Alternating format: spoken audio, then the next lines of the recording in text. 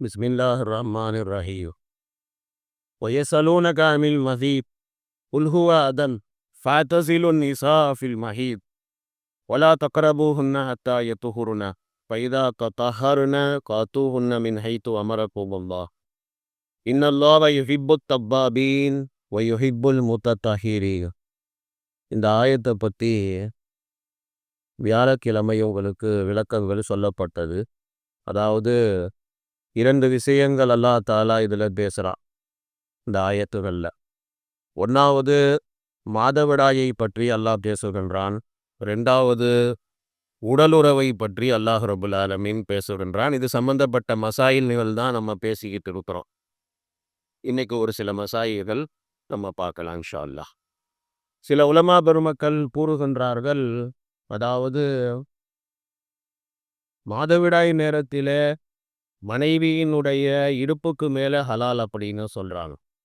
அதற்கு மைமுனா பின்த் ஹாரிஸ் ஹிலாலியா ரதியல்லாஹு தஆலா அன்ஹா அவங்க என்ன சொல்கிறாங்க அப்படின்னா, நபி ஸல்லல்லாஹு அலைஹி வஸல்லம் அவங்க தன்னுடைய மனைவியர்களிடத்தில் மாதவிடாய் காலத்திலே அவர்களை சந்திக்க விரும்பினார்கள் அப்படின்னு சொன்னால் அவங்கள கீழாடையை இறுக்கி கட்டி கொள்ளும்படியாக நபி ஸல்லல்லாஹு அலைஹி வஸல்லம் அவர்கள் சொல்லி இருக்கிறார்கள்.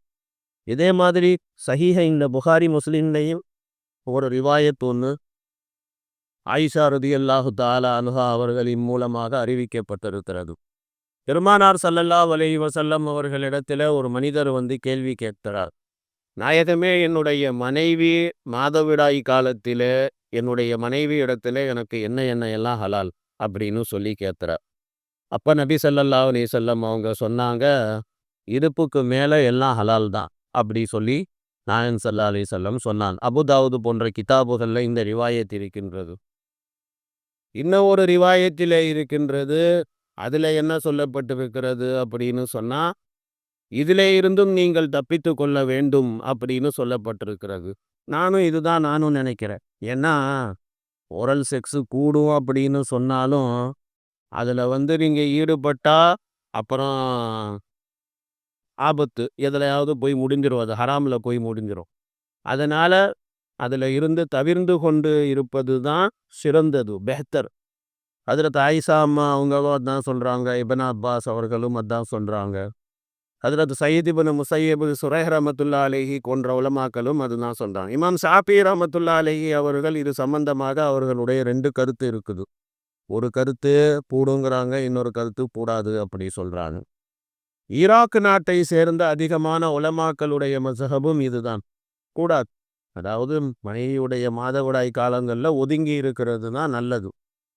உலமாக்களுடைய முத்தபிக்கான ஒரு தீர்ப்பு என்ன அப்படின்னு பார்த்தீங்கன்னா, அல்லாஹ் தாலா மனைவியர்கள் மாதவிடாய் நேரத்தில் இருக்கும்போது அவங்களோட உடலுறவு கொள்வதை அல்லாஹ் ரபுல் ஆலமீன் ஹராமாக்கி விட்டார். அது ஹராம், அதில் எந்த விதமான மாற்று கருத்துமே கிடையவே கிடையாது.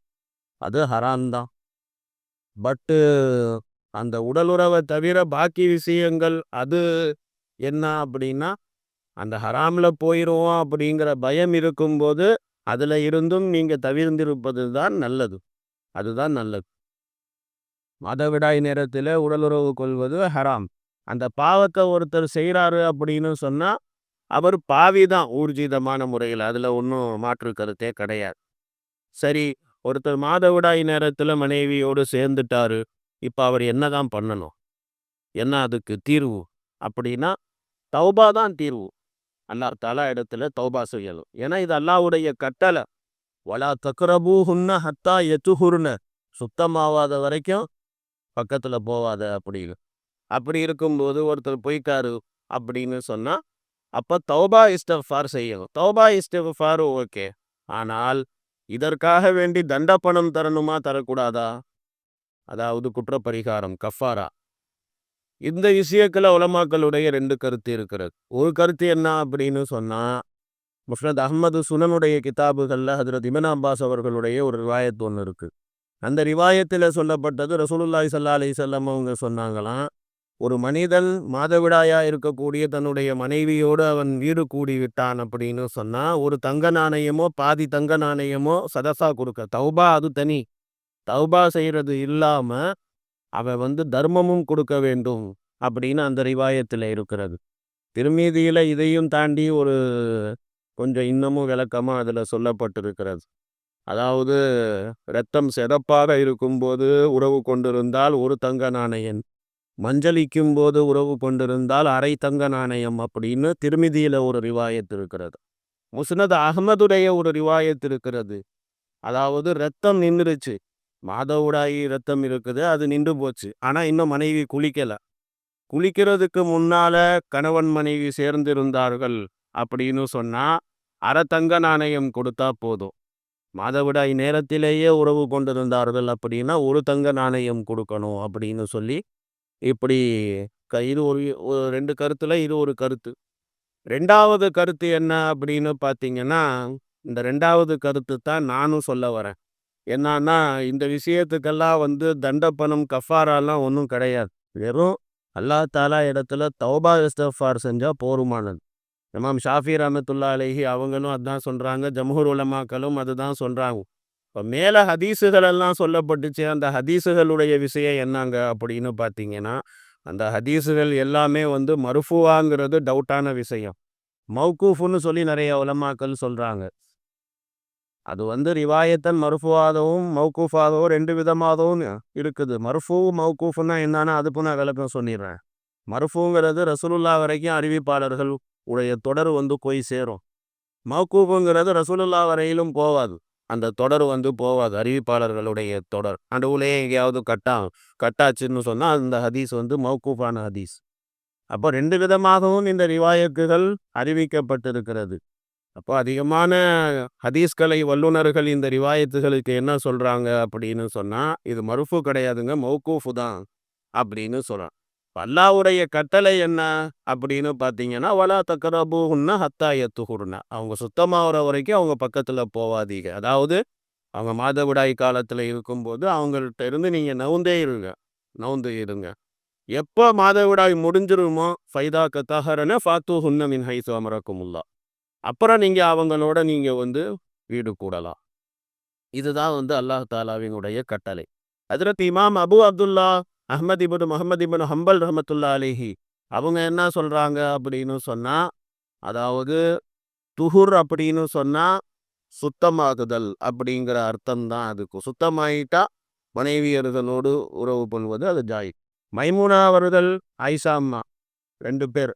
அவங்க 2 பேர் என்ன சொல்றாங்க, அதாவது நாங்க மாதவிடாய் நேரத்தில் இருக்கும்போது எங்களுடைய கீழாடையை நாங்கள் இறுக்கி கட்டிக்கொள்வோம். நபி ஸல்லல்லாஹு அலைஹி வஸல்லம் அவங்களோடு போர்வையில நாங்கள் தூங்கி இருக்கிறோம். அப்ப இதுல இருந்து இந்த இந்த ரிவாயத்தின் மூலமாக என்ன தெரியுது அப்படின்னா, அல்லாஹ் தாலா மாதவிடாயிலிருந்து சுத்தமாகற வரைக்கும் பக்கத்துல போவாதன்னு அல்லாஹ் சொல்றானே, அதை கொண்டு கருத்து செக்ஸ் தான், உடல் உறவு தானே தவிர மற்ற எதுவும் தடை கிடையாது. மனைவியோட தூங்குறது, உட்கார்றது, பேசுறது, சாப்பிட்றது, குடிக்கிறது, அதெல்லாம் ஒன்றுமே அதனால ஒன்றும் தடை கிடையாது. இது எல்லாமே ஜாயிஸுடைய லிஸ்ட்டிலே தான் இருக்கின்றது.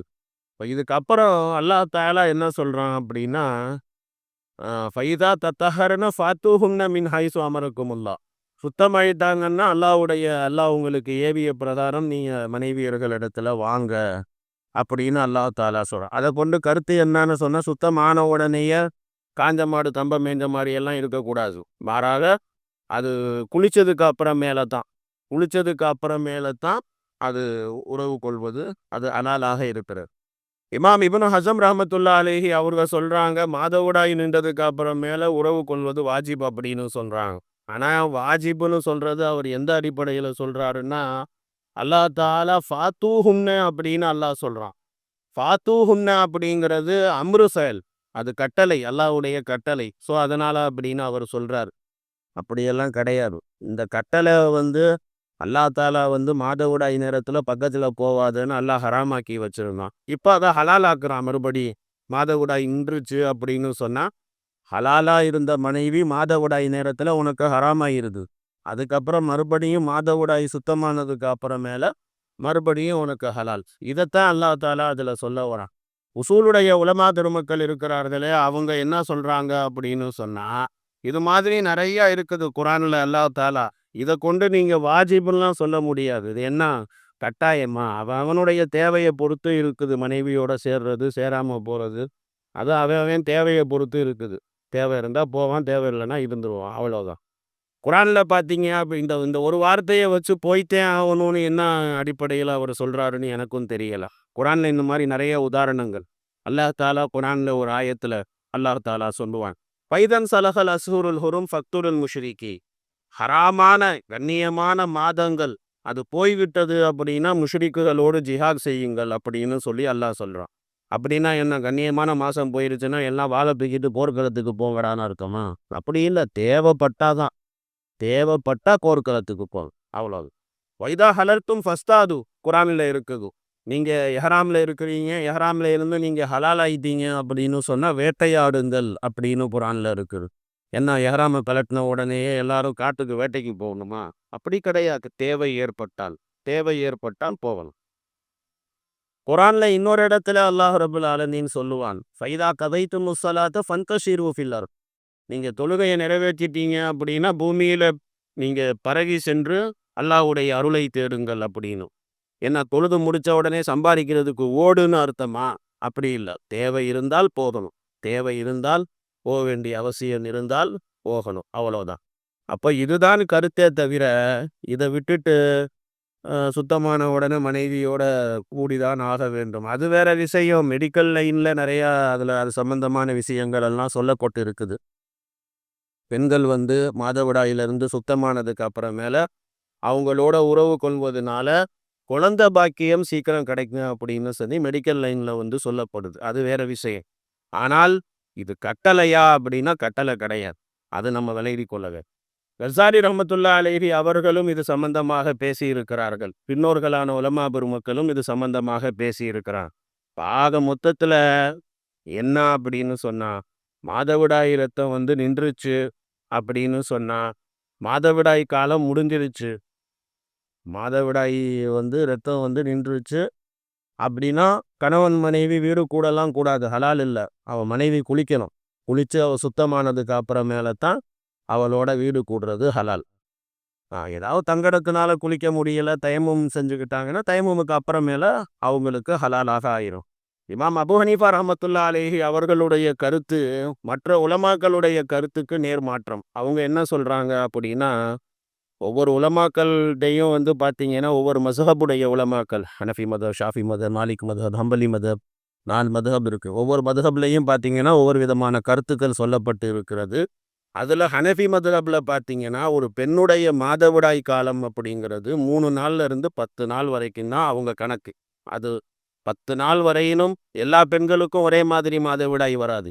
ஒவ்வொரு பெண்களுக்கும் ஒவ்வொரு மாதிரி மாதவிடாய் அவங்கவுங்களுடைய உடம்புக்கு தகுந்த மாதிரி அது ஏற்படும். அப்படிங்கிறப்போ இமாம் அபு ஹனீஃபா ரஹ்மத்துல்லா அலைஹி அவங்க என்ன சொல்கிறாங்க, 3 நாள் மினிமம், மேக்சிமம் 10 நாள்.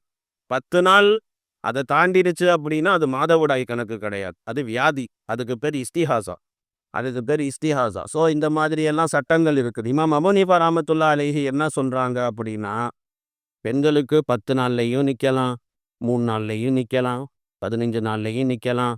சில பெண்களுக்கு 2 மாதமெல்லாம் தொடர்ந்து போயிட்டே இருக்குங்கிற மாதிரியெல்லாம் பெண்கள்லாம் கூட இருக்கிறாங்க. எது எப்படியோ இமாம் அபு ஹனீஃபா ரஹ்மத்துல்லா அலைஹி என்ன சொல்கிறாங்க, 10 நாள் மேக்சிமம் கணக்கு, அவ்வளோதான். 10 நாளைக்கு அப்புறமேல மறுபடியும் ப்ளீடிங் ஆகுது அப்படின்னு சொன்னாலும் அது ஹைசுடைய கணக்கில் வராது. சுத்தம் பண்ணிட்டு கணவன் மனைவியாக இருக்கலாம், அதனால் ஒன்றும் தப்பு கிடையாது. குளிக்கணுங்கிறது அவசியம் இல்லை அப்படிங்கிறது தான் இமாம் அபு ஹனீஃபா ரஹ்மத்துல்லா அலைஹி அவர்களுடைய கருத்து.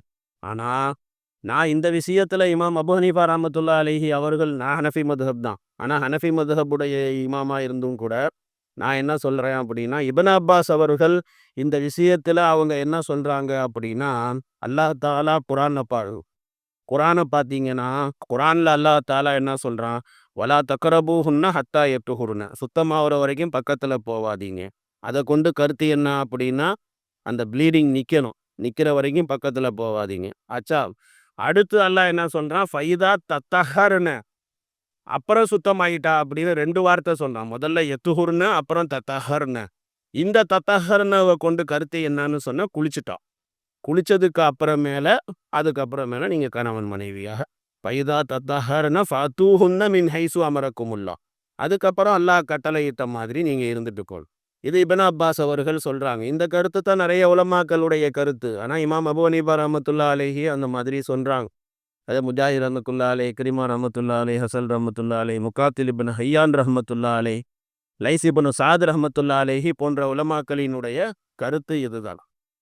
பிறகு அல்லாஹ் தஆலா என்ன சொல்றான்?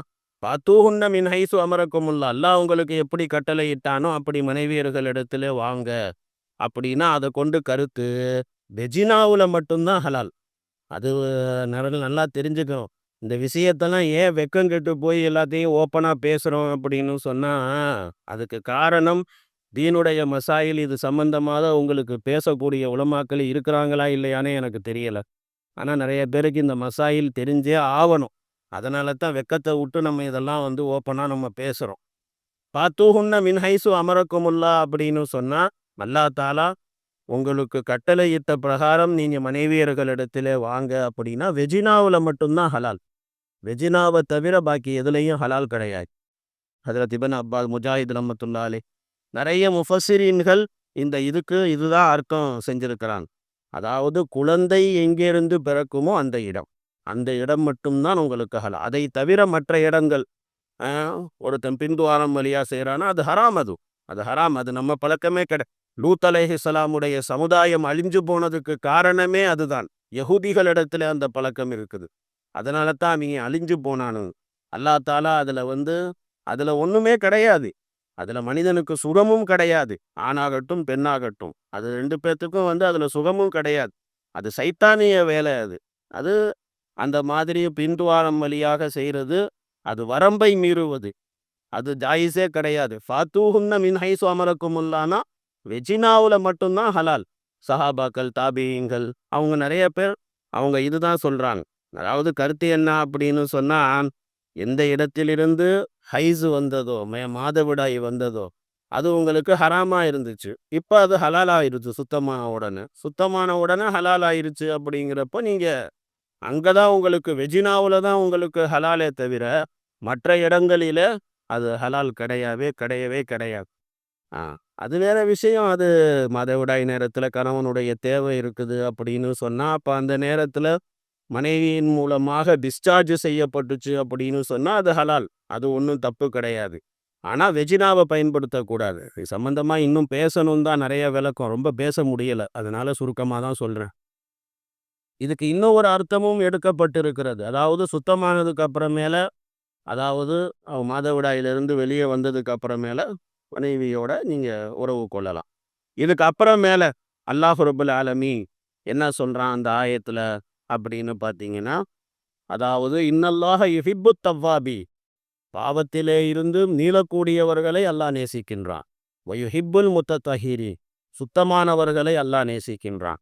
அதாவது என்ன அப்படின்னு சொன்னா, யாரும் அசிங்கமான வேலைகளை யாரும் செய்யக்கூடாது. மனைவியாக இருந்தாலும், ஹலாலான மனைவியாக இருந்தாலும் சில விஷயங்கள் அல்லாஹ் ரப்புல் ஆலமீன் தடுத்திருக்கிறான். அப்போ அந்த மாதிரி விஷயங்கள்ல இருந்து மீள வேண்டும். அவங்கள தான் அல்லாஹ் நேசிக்கின்றான். அசிங்கம் பிடிச்ச வேலையை செய்யாம யார் சுத்தமானவர்களாக இருக்கின்றார்களோ அவங்கள தான் அல்லாஹ் தாலா நேசிக்கின்றான் அப்படின்னு அல்லாஹ் தாலா இதுல சொல்லிட்டான். அதுக்கப்புறமேல நிசாவுக்கும் ஹர்சுல்லக்கும் ஃபாத்தூ ஹர்சக்கும், உங்களுடைய மனைவியர்கள் உங்களுடைய விளைநிலங்கள், ஃபாத்தூ ஹர்சக்கும் அன்னா ஷீத்தும், நீங்கள் விரும்பியவாறு உங்க மனைவியர்களிடத்தில் வாருங்கள் அப்படின்னு அல்லாஹ் சொல்றான். இதுல இந்த உடலுறவு சம்பந்தப்பட்ட விஷயங்கள் அல்லாஹ் தாலா பேசுறான். அது இன்ஷா அல்லாஹ் நாளைக்கு பார்ப்போம். சுப்ஹானல்லாஹி சுப்ஹானக அல்லாஹும்ம வ பிஹம்திக, அஷ்ஹது அல்லா இலாஹ இல்லா அன்த, நஸ்தக்ஃபிருக்.